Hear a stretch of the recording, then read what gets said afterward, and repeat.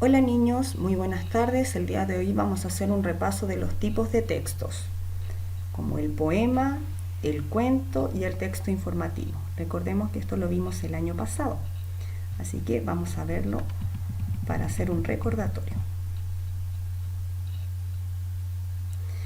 Lo primero que vamos a recordar es el poema.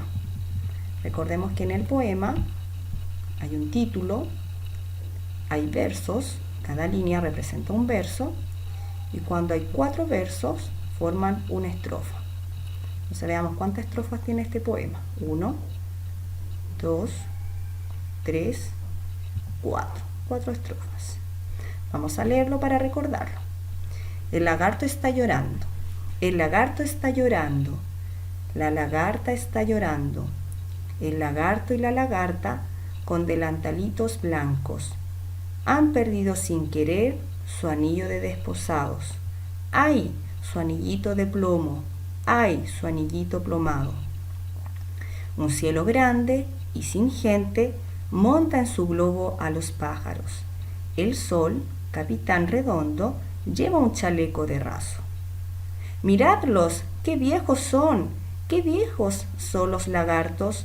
¡Ay! ¡Cómo lloran y lloran! ¡Ay! ¡Ay! ¡Cómo están llorando! Muy bien, entonces ya recordamos esta lectura que vimos el año pasado, que es un poema. Vamos con el siguiente tipo de texto. Vamos a recordar el cuento. El cuento también tiene un título. Como vemos acá, se llama El pintor de pajaritos. Y en el cuento tiene un inicio, que siempre parte como hace mucho tiempo o había una vez, que también en el inicio están los personajes, se presentan los personajes. En el desarrollo, que está un poquito más abajo al medio, está como el conflicto, qué es lo que sucede durante el cuento. Y al final, acá se finaliza el cuento dándole el término como conclusión de lo leído. Entonces, título, inicio, desarrollo y final.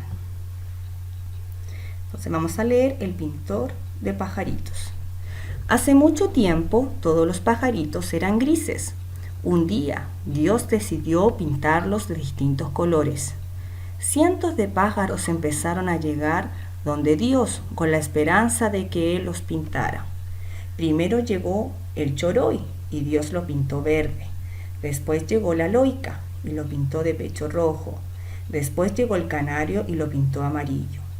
Dios trabajó todo el día hasta que empezaron a acabarse sus tarros de pintura.